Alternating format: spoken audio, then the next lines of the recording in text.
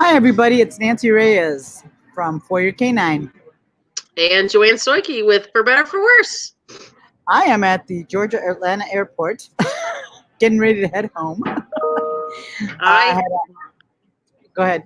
I'm about home 20 minutes from hosting a trial in Grinnell, Iowa. So Yes. So let us know you're out there. Today we wanted to talk about dealing with trial stress.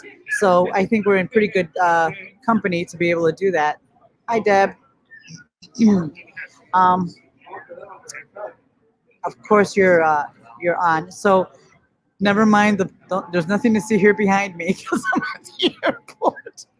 So anyway, I just did a workshop today on mental management, which is pretty much how to deal with trial stress. So I wanted to kind of talk about it. Hi, Sue. Hi, Ronnie. Hi, Lynn.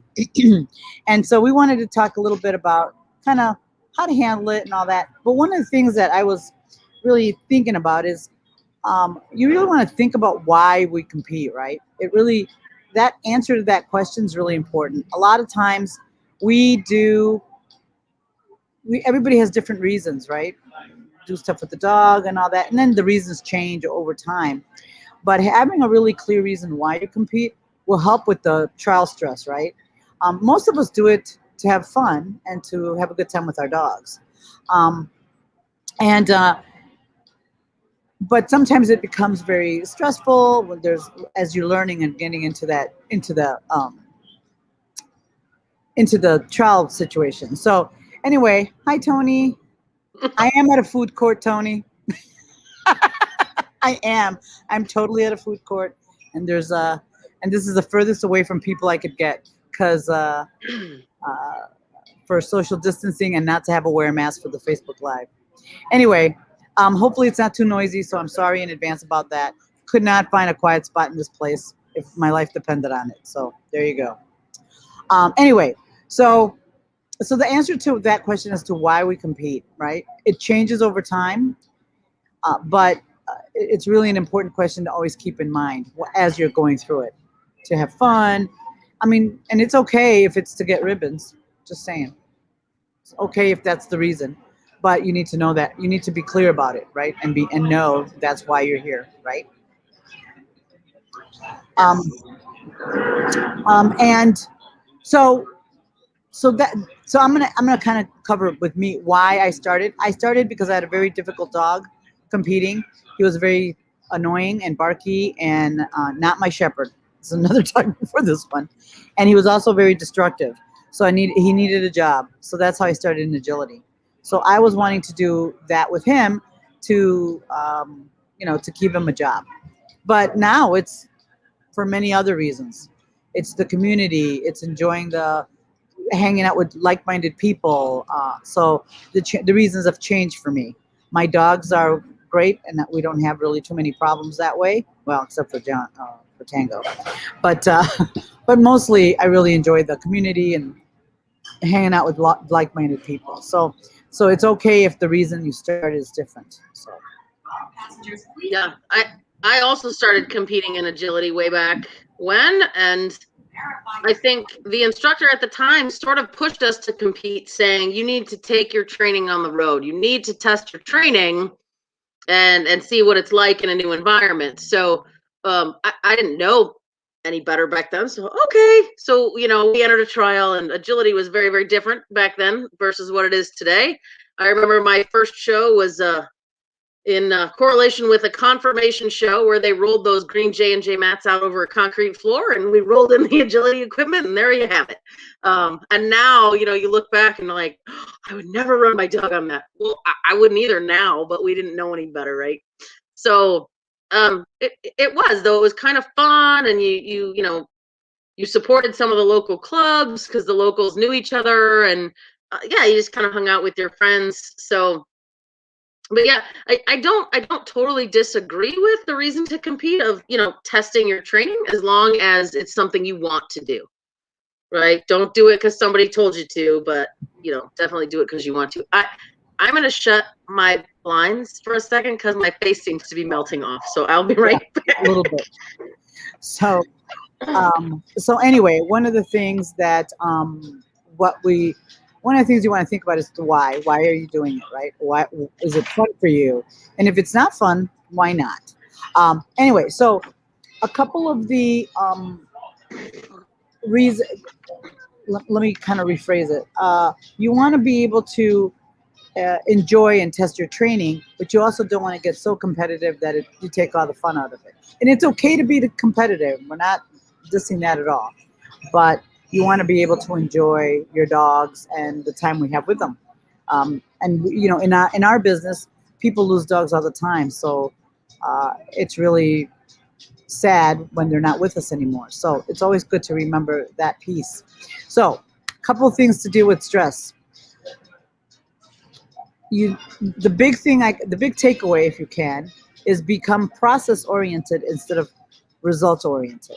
If you're always process oriented, goal oriented, which means I got to get that title, I got to get that ribbon, the road is a lot harder versus if you're working on the process. And one of the things and really think about what the process is, right? You're training your dog, you're teaching them things, and then, okay, now you're going to go test it. Okay, let's see how they do with that.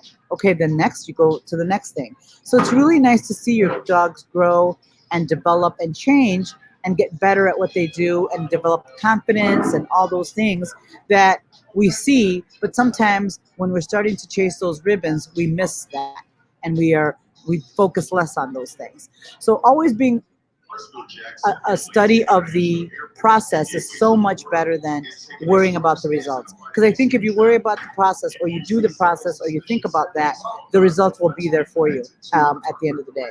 Maybe not right away, but working on the process is the name of the game. Right. And I think when we focus more on that pass fail, we focus more on that cue, you're less likely, if you do not pass, to be very self-reflective, right? And say, oh, we went into that search or we went into that agility run or whatever sport you play. I kind of knew that was a little bit of a weak area for us.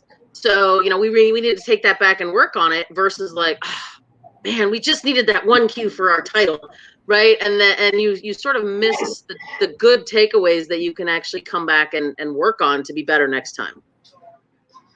I'm so glad. My cat is probably upset that he's not here. So couple of tips for that. So how to be process oriented.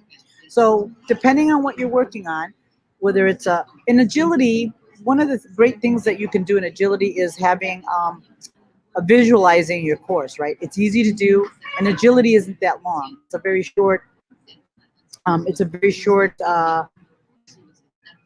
Run, right? Hopefully under 3 seconds or whatever it is these days, right?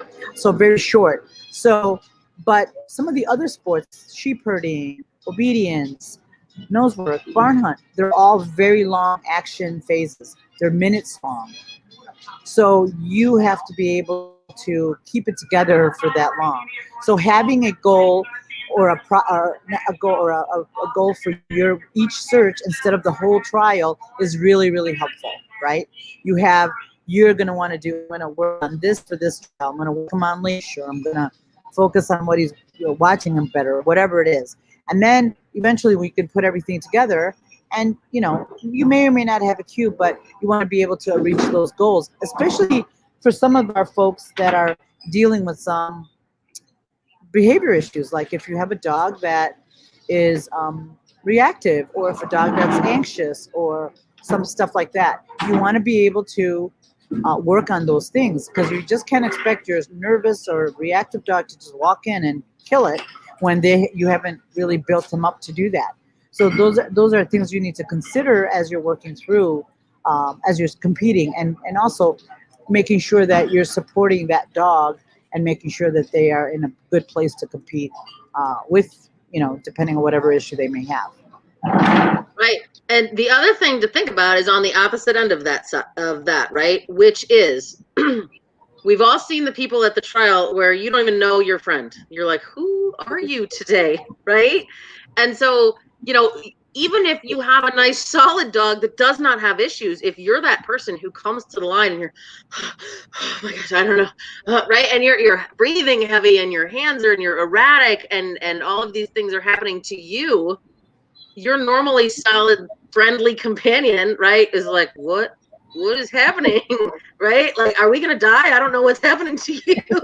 So, We're gonna you die. have to, yeah. And I know Nancy and I talk about this mental management all the time. It's funny because some of the people that I know, right, that look like that at trials are like, oh no, I don't have time for that. Oh, I don't Yeah. need that. Right. And it's like you and your dog could be awesome. Your dog doesn't have a problem, right? It's like the trial stress of you, it turns everything to mush. So Yeah. Well, it's true. Yeah, it's really true. I have to say, um, it better get struggling. So here's the thing, and most of the folks that need it, like Joanne said, that are in that, aren't really working on it, right? They're not really dedicating their time to work on the mental game. They think, oh, it'll get better, or they just blame the dog. And the truth is, it is a team sport. And as I said earlier, in a trial, whatever dog sport you do, you are your dog's teammate, not their caregiver. That is a big difference. You are their teammate, not their caregiver when you're on that line. And I think we forget that it is almost impossible if you really, think about this. If you're trying to, if we're together somewhere, and you're trying to, and I'm a nervous wreck about something, and you're trying, and we're playing a game of, I don't know, basketball, and I'm a nervous wreck, and you're trying to tend to me, plus do your part as a team, that is almost impossible, right? When you're trying to tend to see, is the dog okay, and be able to do your job, because you're trying to do everybody's job. So you need to do your job and let your dog do their job. And then at the end of the day, you want to look and see what, did he do his job, and did I do my job? And a lot of times we don't. We are the ones that don't do our job. Our dog goes most of the time, always do their job. So it's one of those things you want to really consider. Um, if you're so worried about your dog at the trial, you might want to consider not trialing until you feel better about allowing him to do his job. Because how would you like somebody to come in and it's like, I'll just do it. Some dogs are gonna be like, okay, you go ahead and do that. You're gonna do it, Mike. Don't worry about it. And so we have some people who do that. So it's one of those things you want to really think about, right? yeah, and the other thing, which is a really, really hard discussion, I had this dog, and she was a really great agility dog. I trained her pretty darn well. I mean, as well as I could move, right? She was so fast, and she's great in class. And I would put her in a trial, and it seemed like she would kick it into 17th gear, and she would run so fast she would miss all of her contacts. She would bounce off the table because she couldn't slow down to think, right? And it was so frustrating for me because I really wanted to play this game, and the dog was so great in practice. And I think we'll talk about this in a bit, which is kinds of stress, right? We're all used to seeing the shaky, I'm going to hide behind you type of stress. She stressed upwards, okay? Meaning, right, she ran out of power steering fluid. So, she was trying to take corners at 90 miles an hour. She couldn't make the turn. So, her arousal, I don't, looking back on it now, I don't think she enjoyed the trials. She did it for me. I probably should have stopped trialing her and done something else. But it didn't seem that bad. She didn't seem to not enjoy it, but her stress level told me otherwise, right? Yeah. So I probably should have backed off on trialing a little bit. Yeah. And Laura, you said a dog that performs differently in a trial than practice. I can tell you, Lori, that chances are you're different at a trial, and so he's responding to what you're like. So it's interesting to see, to really test that theory, right? Because sometimes you think, oh, it's maybe I wasn't nervous, but maybe you're a little different, and your dog is a lot more sensitive to that.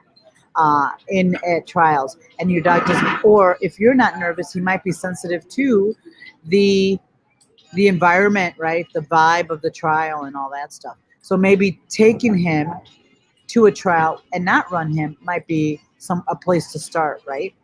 But yeah, and dogs, because dogs are we just had this today, right? We had dogs that were, if the handler was a little nervous, the dogs were like, wow, I can't.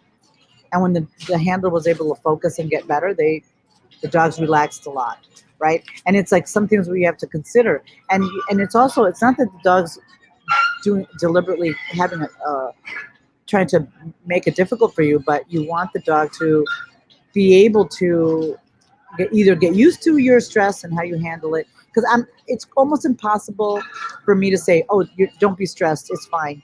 It's okay." Nobody can do that. I mean, I can't do that. I'm better than I was. I'm in a better position, and I'm a lot better. But I I still get nervous. I still worry. I still am maybe not the best partner for my dog at times. But I don't beat myself up about it either, right?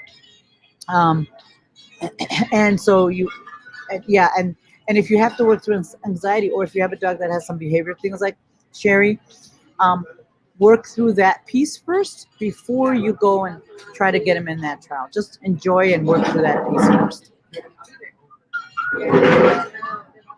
And then you also want to, you also want to know what kind of dog you have. If you want to have a world team dog, that might not be the dog you have. You might just have a dog that's going to have a good time. So actually, I think Christina's on. I thought I saw her. Sometimes we might have goals for our dogs. We might have goals for our dogs that we want to achieve, like, you want to do obedience, you want to do that, but maybe your dog isn't going to be that dog. And maybe, think about it, you are on a different journey with that dog, and there's a reason why you're going to be, maybe that sport isn't for you. Maybe changing to another sport is something that's better for the dog, and maybe it's going to put you on a path to something different. And I know it's hard because I know I'm like that. I'm like a terrier most of the time. I'm not going to let things go. But sometimes you have to let it go, and maybe there's a reason why things aren't the way we think, or things aren't the way we want them to be. So, and just accept what you get, and maybe see where it goes, because sometimes you never know where it's going to take you and what you're going to do. So. Yeah, we were having this discussion, and I think it's funny. Nancy's very much like a terrier, right? Where I'm a little more like the golden retriever, where I'm like, well, that wasn't very good, but it's okay. We'll try it next time. so right. And we were having a discussion one night, and she said, well, you don't really get nervous at trials. And I was like, what? And she goes, well, yeah, you don't really get very nervous at trials. And I said, oh, you don't see it on my face. I said, but I have butterflies sometimes too. It's just I internalize my stress much more, right? Because I'm very easygoing, I'm happy, and so just because what you see doesn't necessarily mean you know exactly what's going on inside someone, right? I'm not out of my mind, oh my God, but I definitely sometimes, right, I have to keep myself in check. The very last trial that I did was my first NW3. So, I've been working a lot on myself, right? Which is where I wasn't focused on the title at all. I wanted to go in. I wanted to see what we could do. I was focused on every search individually. My dog is my partner. And, before the searches, what I felt was I started having a lot of thoughts about the search areas, about the environment, about, okay, what about this? And I made it get sure and get here. I got to go there. Right. So I was trying to visualize my search, and it kind of started getting a little too much. And so I tried meditation. My work has been offering it, and I really liked the lady that did it.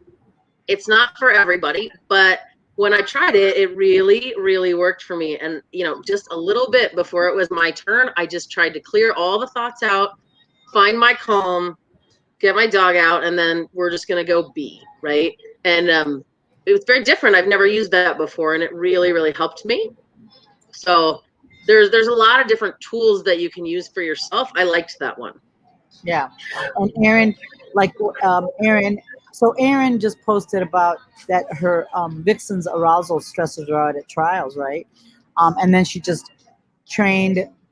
She changed to compete like she trains. Well, so basically, what that means is she changed from being results oriented, getting through the course, to process oriented, and so they're both having a lot better time, and their goals, whatever goals they may be, will come in time. Right. So that is when that is actually a perfect example of switching from being result oriented to being process oriented. Because I know Erin very well, and she is very goal. She can be goal oriented, and it's like I want that, and I have to have that. And it's hard to make a switch when you're that kind of a person, right? And I can relate. I'm not like that when it comes to dog training, but I am like that just in general life. So so it was a very so it is hard to change that. So and whatever you need to do to clear your mind or relax and not clear but only have have some good self-talk and good management, good self-talk and good processes instead of like, oh my God, there's a grass in the area and focusing on all the negative. So the other thing that's very helpful that I think some people that are on this call or on the group have also used has been journaling. I was not a big fan of journaling, and I still am. I do more bullets than I write long, full stuff in the book. I do more bullets, and I had to be okay with that because journaling long is hard for me. So I just do outlines, like what did we do good, this, that, and the other. So journaling at training, after your trials, to see where you are and where your dog is really, really helpful. And then you could look back and see, because a lot of times you worry about things that really don't need to be worried about, right? It's not even a thing and it's not even a concern, but you worry about things that never happen. So keeping track of that. And also, one of the things that our brains don't typically focus on the positive, our brains are hardwired to work on the negative. Because when we were, roaming the earth, we were always looking for trouble and problems so that we can be really ready to outrun that dinosaur or that saber-toothed lion or whatever predator is going to come after us. So we're trained. That is why our brains work that way. So we have to work doubly hard to look at the positive in everything and think about it in a positive way. So our brain is hardwired to think about what's wrong and what went wrong and what's wrong in the environment. So you have to really train yourself to look for the good. So after every training session, after every trial, what did you do well? Did your dog do well, right? Because it's like most of you wouldn't be trialing at the levels you are if you were terrible. If you were horrible at everything, you wouldn't be at trials and competing and all that stuff. It's like you did something well. Even in the worst situation, you all did something very well. So look for those in your training moments and in your trial moments. Yep. Because how many times have you gone to the next trial after a mistake, and you keep, last time I did fill in the blank, right? Oh, I can't believe I did that. I was so dumb, right? Just think of the connotations of all of that verbiage, right? Where's your brain at? I'm terrible. I did a bad job. Oh, I can't believe, right? And so you're not putting yourself where you need to be mentally to walk into that and saying, we had a bad day. Forget it. Right? I know. And Karen put something down there too. She was saying she uses meditation as well, but the key is to be prepared enough and then to stop thinking and analyzing it and focus on your dog, right? But that's the key. So one of the big pieces to mental management is that before you go to a trial, you need to feel confident, right? And you need to have your routine so down pat that it's in your subconscious, that you don't have to worry about where am I going to put my leash? How am I going to hold my leash? It's just natural for you. The more elements of your sport that you don't have to think about, right, the easier your performance is going to be because those are solid. You can focus more on your dog than all the little things. Right. And actually, that's the cornerstone of mental management, right? If you're going to practice something, because your conscious mind are your thoughts, what you think about. Your subconscious is your skills, what you already know, like driving a car. And then your self-image is, how you, and that's what matters after. What affects your self-image is what you tell yourself and what you do after your run. We did this well, or we didn't do this well. And one of the things that you wanted to work, and I'll give you some, you want to have a good start line, no matter what sport you're doing, whether it's agility, nose work, doesn't matter. A good start gives you the better odds of having a good run, right? If you have a bad start, it's going to be difficult, right? So one of the things you should focus on or work on is a good start to your trial day, and in training too, so that you and your dog you already know it's a routine, and whatever that trial thing is. Those of you who are new to the sport or have new dogs, and they're at a lower level, that might change and vary as you progress in your sport, right? It might be different as your dog gets better, and you might have to change it. So, a couple of things. You want to have a physical cue before you start. So, I'll give you an example of mine. I think Joanne has her own. When I when I was competing with Cha Cha, my physical cue was slipping my hand in her collar. That's when we were getting ready to start. And then I took a deep breath, and you want to have a conscious thought, a real good one, right? Not, oh, I hope we find everything. That's not it.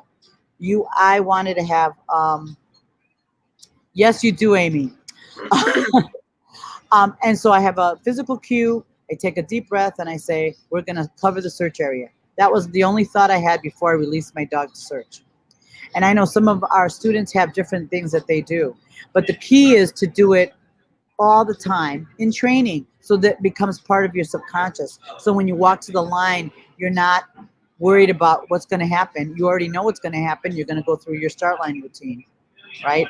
And then I mean, this is another podcast, but then what to do when you're in that moment, and during the search. But if you have a good start and you have a consistent start all the time in training and in trialing, I'm telling you, you have more good runs than bad, for sure.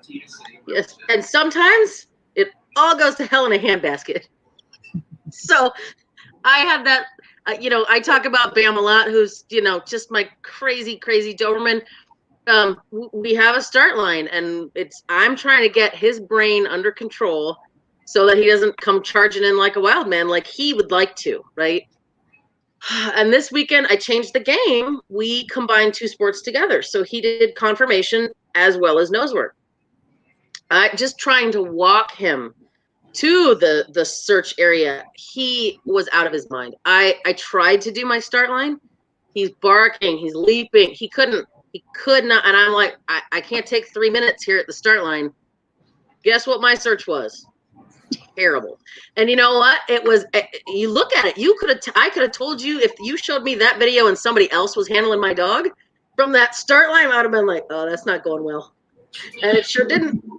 Right? He searched awful. He was running everywhere. I mean, he'd catch odor, but he couldn't tell you about it. It was bad. So, sometimes, right, it doesn't go well. It's okay. They have bad days just like we have bad days. And you know what? I chalk that up to, I don't know really why that was. Was it because I had a different sport? Was it because we weren't, in a familiar place? Was it, I don't know. But it's something that I filed away. Like, that was weird. But it's not normal. So I'm not going to focus on it. Right. So Cindy has a really good situation. She has a master's level agility dog, and he's been doing well, but he loves one of her friends. And the last time she was at a trial with us, he could not run, kept looking at her, and ran off to see her and starting a new dog. So that's okay, Cindy. So I got it. So Cindy, I would use your friend and that love of your friend in your favor, right? So like, when if she's able to come to train, or able to see her, or able to do a ring rental or whatever, when she's there, you can do 2 jumps, stop, and then he can go say hi. He can't say hi until he does that, and eventually increase that. I had to do that with my shepherd. He loves people, and he wanted to go visit before his run. So I had him, okay, let's run. I made the hide really easy. And that's what I mean. And in agility, you could make it like a jump or something simple. And that's how I started it. Made it really easy. Had him find a hide. Good boy. Okay. And I sent him off to go visit everyone. And now we're at the point where he knows he doesn't get to visit till after he's done. And it works really well. So I used his love of people, because that was a concern of mine as well, that he would go visit and check out, and he's very social that way. So I just used it, and that was part of his reward. If you do this for me, you can do that. So if your friend is around and is able to help you with that, that would be great. So make it easy. Just do like a jump and then send him off. But make sure you give him explicit permission to go say hi. Don't just let him do the jump and run to her. It Mhm. would be do the jump, come here, sit, good boy. Okay, go say hi. So that's got to be really clear, right? So, uh, so Tim asked the question. So if you think you took a Skip. step and came back, he searched better. Oh, Took I a skip. see. If you uh, stop searching and then tried it again, like skipped it. No, no. No, because we actually stopped the search 2 or 3 times during, and I was like, "Come over here to the corner, sit, relax." He's like, "I can't." Whatever happened, his poor little brain exploded. I don't know what happened. So, in general, though, yes, I have had to do that, Tim. Where, matter of fact, in his NW2 trial, I had to stop, come over here, sit, just relax for a second. We did a sit, we did a down. In the middle of the search, the clock's still ticking, right? But he was losing his mind, and after that, he regrouped, and yeah, absolutely. He's like, "Oh, it's right here." So he came right back and found it. Yep. Yeah. So Ronnie had a good point too, right? A contingency plan. And if I then, see that a lot, right? Where you visualize this, right? And then the dog does something different, and it's hard to come back. So you can absolutely do that in training, right? Every once in a while, if you have somebody else help you out, right? Have them say, there's a hide over there and there's a hide over there, and then have them secretly set a hide right here where the dog comes in and, veers off and grabs odor, and it helps you sort of have a real life training moment. But also you need to practice visualizing 3 or 4 different options, right? What happens if? Where am I going to go next? Um, and the, so and the easiest contingency plan, Ronnie, is to stop and take a breath. yep. In two two breaths in, 4 breaths out. Seriously, do that 3 times. That is the easiest contingency plan. If you have nothing else, that would be the one I would choose, right? And Cindy, so you might have to do that. So Cindy, when you go to a trial and your friend is there, you're just I would not have your friend disappear and hide and all that. That just makes it so much worse, right? Makes it so much worse. So I would most certainly go to, and you might have to forfeit some runs, meaning he might run off. So if you can get him to, and you might have to do jump, jump. Okay, let's go say hi, and you might have to do it in training. I mean, at trials. So you might have to really think about that, right? Um, because it's, trying to hide and all that, it never works. It actually makes it much, much worse for the dog. Yeah, Right? and you can actually just next time, even if it's not at an agility trial, if you guys can drive an hour and plan on meeting somewhere for lunch or something, bring the dogs, you can work on that go say hi. Because I know what's really common is we say, "Oh, that's his best friend," as the dog's like dragging us up to that person, right? "Oh, it's his best friend in the world." You can put some permission on that, right? Like, not right now, you wait, right? Right. I know I have that problem with my Vizsla because, he's a Vizsla and he loves everyone. He will like drag, and I'm like, "No, you wait and you sit and be calm, right?" And then once he's like, "Oh, I'm sorry, like, is this better? Now you may go say hi." And he's like, "Okay." So it, Right. it helps with that. I want that. I'm dragging you over there. Right. So, and yeah, having your dog sit before it and sit or do another behavior before your searches is only good if you have a very high drive dog like Joanne's, and like some of my other Doberman friends. So I know because early on it's like, no, just get him going and just get him started searching. But unfortunately, I have over the years we've had to put some of those controls on the dog to have him sit and just focus, though, especially those dogs that tend to be very highly aroused.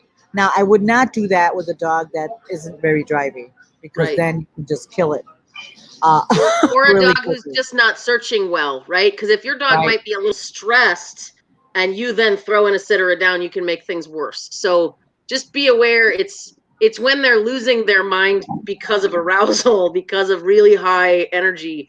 That's where those are going to work best. Yes. And you guys, and this is a Joanne story, so uh So I'm going to put her out there a little bit. But Joanne, with the same dog, had him. I suggested that she put a head halter on him, and she was concerned because he is a Doberman, and they do have neck issues. Because she did the sit down sit as we talked about, um, but he was still pretty amped up getting to the line. So and dragging and pulling, which made it worse when he got there. So the having him sit down sit wasn't as efficient because he was so amped up. So I said, put a head halter on him and then do your sit down sit, right? So that worked really well when she did it. Well, in one trial, she decided not to do that. And and I can't believe that he did that. Did you have the head halter? She's like, no. So She goes, consistency is well, what did I tell you? I'm like, shut up. because he still needed it, right? He may not need it forever, but he needed it at that moment in time, right? Yep. So it's one of those things. That's what, and for those of you who with young dogs, and that are starting nose work, again, your start line may look one way today, but it might change because hopefully Joanne can get to the point where he doesn't need a sit down sit before you search. He might just need just an easy sit and go, but We not needed right a now. head halter and a sit down sit and apparently some Xanax today. So no, it didn't go well. Sometimes, right? Bad things happen. It's fine. So Yeah. So it's like when you start changing that start line, try it for a while for a few weeks, and then if it doesn't work, then try it, then change it. But don't change it after one try because you don't know if it worked or not. yeah, and here's the other thing, guys. I don't know why. I'm a little reluctant to try things I've never tried before. Like I have no idea why. I just am. So sometimes when I get a suggestion, I'm like, I don't really know if that's for us. But it's just remember some of these things that will help with your start line. Okay, that can help with stress. They can help with whatever. It doesn't mean this has to be your new permanent thing, right? Just see if it works, and if it helps, then it helps. And maybe you do use it for longer than what you want, and maybe you don't. But you'll never know until you try it. And again, the end goal is making it better. So, right, making your stress better, making your dog's stress better, or arousal, or whatever it is, just whatever works. Right. And so, uh, and deep breathing is very helpful. So, that is one thing that I personally use quite a lot. Even in the middle, like Ronnie asked about a contingency plan, that is what saved one of my runs. Is I was getting frazzled. My dog wasn't finding it. I was a little stressed out. I stopped, took a couple of deep breaths, and relaxed, and it was good enough. And my dog was like, "Oh yes, it's right here." So it worked really well. Breathing and taking a breath is really, really. It sounds so simple, but it really does work really well because you're able to just, and especially if you take deep breaths and really take time to push it out, it really does calm you quite a lot. So it's really, really important that you try that and do it in training when do it in training so that when you go to a trial, it'll be automatic. Because I'm going to be honest with you, quite a lot of students that are doing mental management and are doing really well. But one of the things when I first started, we just did it at a workshop, and we just did that. So do that at a trial. Well, it doesn't really work like that. You have to be consistently doing it so it becomes part of your subconscious. If you don't, it's not going to work. It's like dieting. We all know what it takes to lose weight. We all know what we need to do, but do we always do it? No.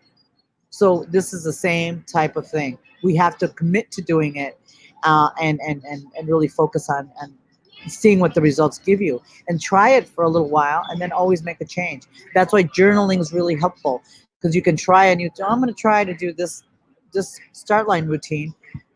Try it for a couple of months, and oh yeah, that's working pretty good, or it's not working as well as I'd like. Maybe I'm going to add this, right? And some of you already have start line routines, so just add on the positive mental thought, or add something else and just adjust it a little bit and see how that helps you. Mm-hmm.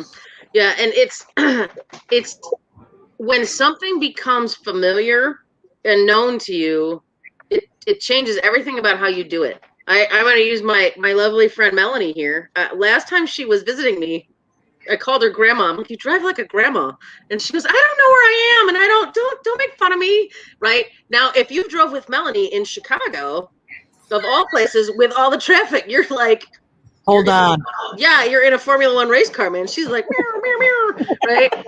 And you come here, I'm like, you're going like 25 miles an hour. What is the matter with you? And I love you, Melanie. And so she's like, I don't know where I am. I don't like to drive fast. I feel uncomfortable. I'm not certain about my surroundings, right? So just take that scenario to a trial, right? How many times have you walked to the line and you're like, oh, even in agility, we're not good at that thing on the course. We're not good at that combo. Nose work, oh, there's so much grass in that search, right? If you practice it, right, then and make it familiar where you're like, yeah, we've done that. No big deal. Sometimes as a young dog, you are going to run into those situations where you're like, that's not the strongest for us, but let's give it a try, right? Don't fear it. Just embrace it. Like, I don't know what's going to happen, but let's go do our best, buddy. Come on. Right. So then you definitely want to. So you definitely breathing is very very important, and also the other thing you can do and work on, especially those of you in agility, you can do some visualization as you walk the course. You can envision how you're going to feel running it. You can envision how you're going to run it, and the whole thing, which is wonderful. That's one of the bonuses about agility, because that when I use mental management for agility, it was great. During the walkthrough is when I would do it the most, right? But in some of the other sports where the action phase is so long, it's a little harder. So and like in nose work, barn hunt, and some of the others, you don't know where the height is, so you can't even imagine how you're going to be there. So what you can do is practice how you feel in that space. And with the advent of the virtual walkthrough, you can actually look at that, look at the video, envision how you're going to feel, and really internalize it, and go in and run it, right? Because if you feel really good and confident, and just have some good feelings associated with that, with the with that space, is really helpful. So that when you walk to the line and run your routine, you're going to hopefully bring those good feelings into the search, right? Uh, Sometimes you forget what dog knows. Yeah, well, and that's the thing. I think a lot of us try to do a lot of the thinking for our dogs, and it's really important that you know what your dog really does know in a trial. Does he really understand that concept? Maybe you think he understood it, but maybe he really didn't, and you have to go back and work through some of that. So something to think about, right? Well, and I think that's true, Aaron. Some people, especially, I won't name names, but there are people who are starting to run their dogs way early. So yes, the dogs don't have the skill. You are running a dog that you know is not prepared to run. You're going to do it anyway. So you're going to put you and the dog under pressure and under stress, and make it not such a great experience, right? But and I am pretty honest with folks about when you're running, and if you're running, and why, and sometimes it's a good reason and sometimes it's not. But understand that if you have a dog that might be sensitive to your feelings, you might ruin it. So just saying. And yeah, it's especially if you know your dog's not ready. And I'm gonna be honest, Erin hit me on the head with Chacha's NW2. She was not she was not prepared for the NW2. I kept putting her in trials because I didn't have time to train her. And yes, I was a nervous wreck because I knew she wasn't ready. So much different when I knew she was ready and she had the skills. It was great. So yeah, I've been there, done that too. Yeah, and I mean, and I'll say this from being somebody who did it, right? I trialed my dog way before he was ready. If you're gonna do it and you don't do well, that dog is amazing for trying, right? And it was great, and thanks for going out there with me, buddy, right? Nothing's your fault. Guess we got to go back and work on that. What a good dog, right? Don't give the big right. That matters to them. So, even if you are just giving it a try, right? It's not the best, but if you just happen to do it, it's not that dog's fault. So don't let them know that they aren't the best dog in the world. Right. And, so yeah, and visualization, and it's different when you visualize like an agility, how you're going to run the course versus in nose work, how you're going to feel in there. It's very different.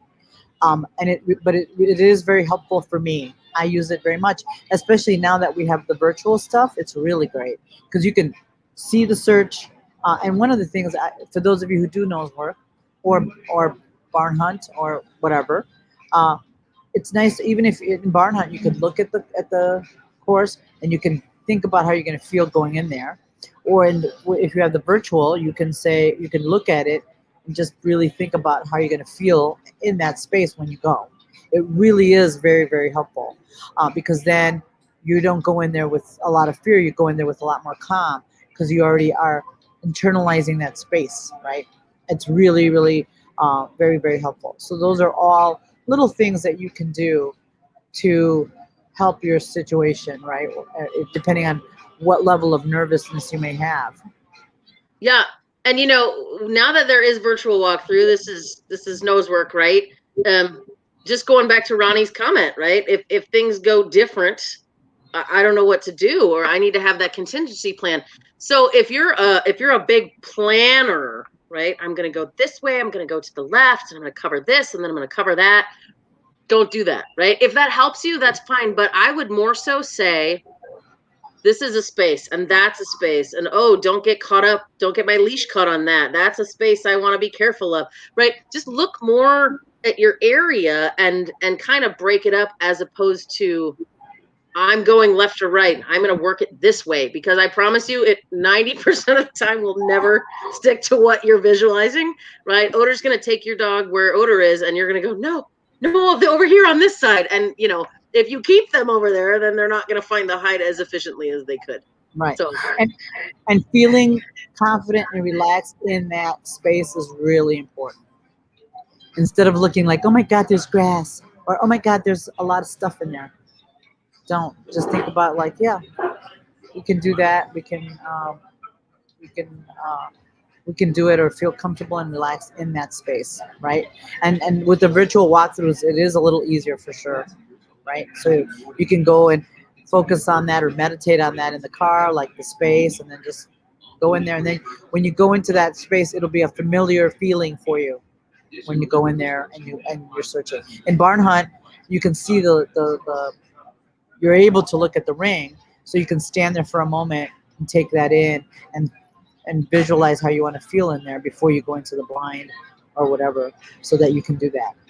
And I know for those people who do sheep herding, it's a little more complex, right? Because in sheep herding, you're dealing with the dog, the sheep, and yourself, right?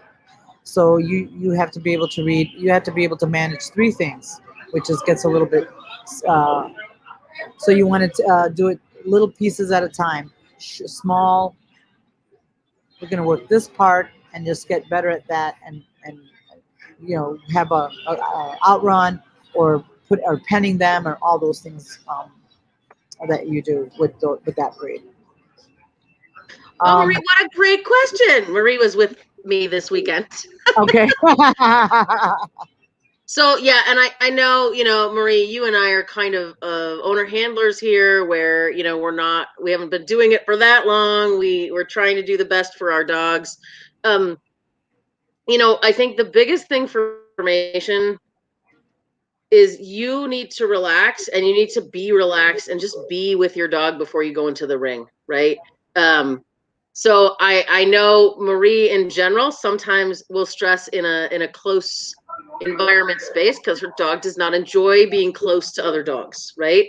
So that right there, you're already going to put yourself in kind of a state of mind, right? But you handle it well. Your dog handled it well. Nothing happened. So you need to have enough of those really good experiences where you can tell yourself, we can handle this. It's not a big deal, right? We have a little bobble, whatever, I'll get her back. No problem, right? So yes, that's part of a visualization that you can do. When I go, you're going to walk in, You're going to check out the space. You're going to see what's open, what's not, what's cramped, where's the doors, right? That's a big piece of your visualization to help you feel more comfortable before you ever bring that dog in the building, right? And then, kind of what I like to do really is I'm going to watch that ring, right? What is the judge? What is the pattern? What are they having people do? So you don't walk in and go, where am I supposed to go? Right? So that helps, knowing it's almost like walking your course, right? What pattern am I going to take in there? And most judges don't ever change that. So you're pretty solid on where you're going to, right? And, the more we tense, even if you try not to, it's, you're pulling up on that lead a little harder than what you normally would. You're moving things a little more firm than what you normally would. Like, I really like to just kind of pet my dog a little bit, like, relax, buddy. It helps me to relax, and it also helps him to relax. So Yeah. I hope that helps. And the other thing is, don't and this and you guys, I know, and I know this is going to sound a little woo-woo-y, but I have to tell you, what you think about, you bring about. I kid you not. It is creepy, and but it's absolutely a true statement. How many times have you like, oh, he's gonna get sucked into that tunnel, and you think about it and think about it, and guess what? Get sucked into that tunnel. How about, oh my God, He's gonna pee. He's gonna pee. He's just gonna pee. I know he's gonna. I hope he doesn't pee. And you just focus on that one thing. Guess what happens? What you think about, you bring about. So change what you think about. You're gonna think about, especially like in confirmation. He's gonna look good. He's gonna stand out. He's gonna look wonderful, right? But if you worry about what you think about, you bring about. If you think about, it's gonna be pee, or he's gonna be sniffy, or he's not gonna do well, or he's gonna be distracted, or whatever, that is exactly what you're gonna get more of, right? What you think about is what's gonna happen. So, and dogs, yeah, yes, Judy, dogs when they hear us hyperventilating, yes, they're like, wow, she's a weirdo, Or not but breathing. yeah, which is mostly what I do, which is why I turn to the other side and really try to work on some deep breaths about it. So, but yeah, and it's like you're like, ooh, that's gonna be a tough, I don't know, dog walk tunnel discrimination. So that's not what the thought should be. We've done this 1,000 times before. We know what we're doing. Let's do it, and not even worry about it. Because the more you worry about it, the more it's going to happen. It is. And I'm going to go back to the relationship between the dog and you, right? This is a Suzanne Clothier example, and I just found it the funniest thing ever. She always said, right, like, if you were going to get on a plane and they're greeting you and the pilot was like, I'm so excited to fly today. Welcome to the plane. Come on, guys, let's go. Right?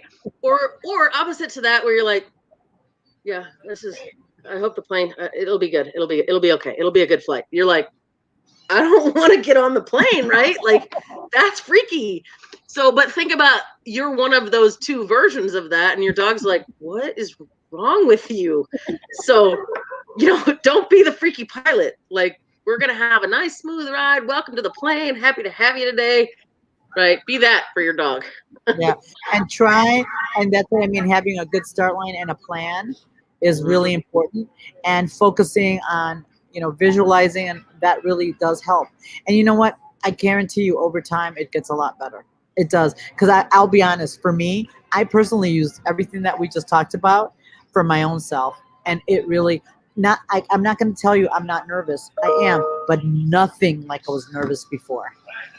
And I would say Melanie and Deb and some of the other people, same thing.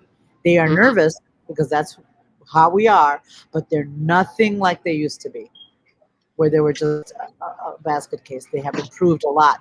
But it's just practicing and doing and practicing and doing, and not beating yourself up. And everybody's entitled to, get a little overstressed or get a little over. It's like we're human. We're going to make those mistakes. But beating yourself up about it isn't going to make it stop happening. Just say, oh, they had an off day, and move on to the next one, right? So, exactly. Yep. Because sometimes what you think is going to happen is nothing. It doesn't even hit doesn't, and nothing happens, right? It doesn't rain, or it doesn't, like, oh my God, it's gonna rain. What happens if it rains, or the wind's so windy, or whatever?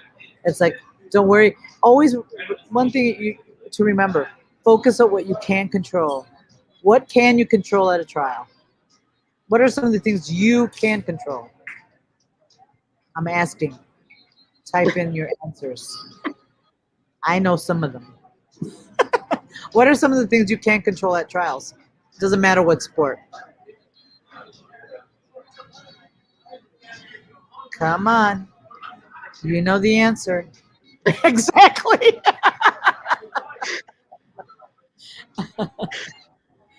Yes. Your attitude, absolutely. Yep. And how you respond. Really good, Jen. Your prep. Yep.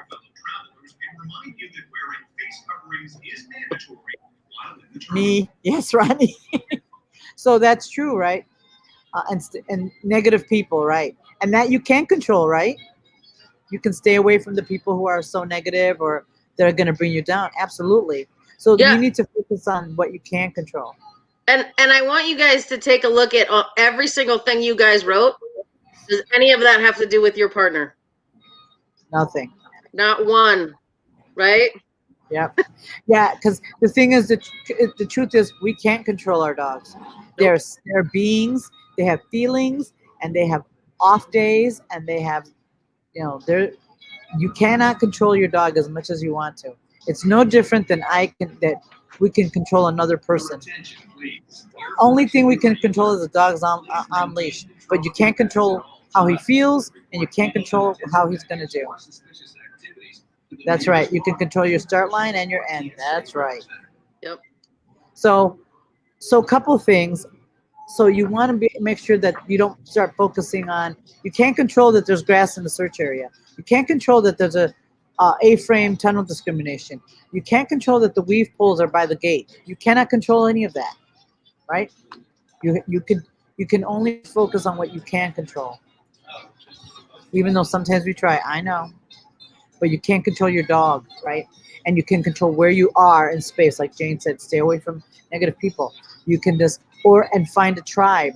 One of the things I suggested in my competitive edge group is for those people is to find a trial buddy. A trial buddy is somebody that you can text during the trial.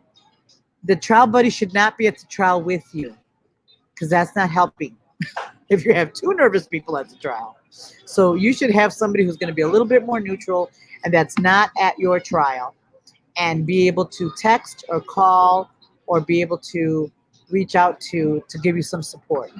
Being somebody at the trial is not helpful. It's not helpful because you're all a bundle of nerves. So having a little bit of a tribe, and some people don't really want to be bothered with people, which is okay too. But having someone you can text and bounce things off of that is not at the trial is really, really helpful. Right. So, and having a routine is really, really helpful. It just helps. So, to recap, uh, develop a start line routine that involves a physical trigger that's going to get you started. It's a physical trigger and a conscious thought, one conscious thought you're going to have before you run. Journal, and the three things you're going to answer: what did you do well? What did your dog do well? What did you learn? And what's your plan and what are you going to do about it, right? Because sometimes you're going to let it go, or you're going to figure out how to train better or train harder. So those are things you want to journal and you want to have in your thing.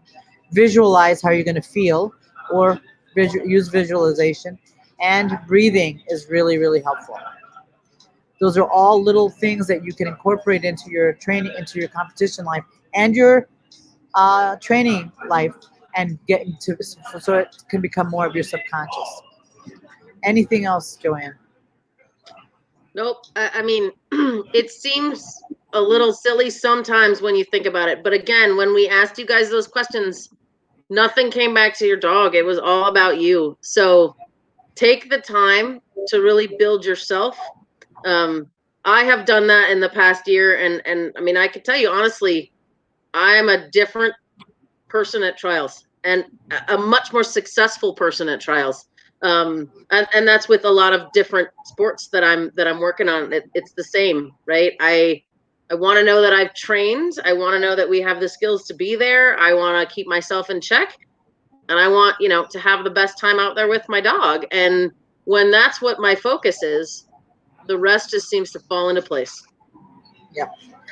All right, guys. I think I did this before, but we are starting. We are going to actively start having show notes for the Facebook Lives. So you should be able to have. We should be able to send you the show notes for stuff.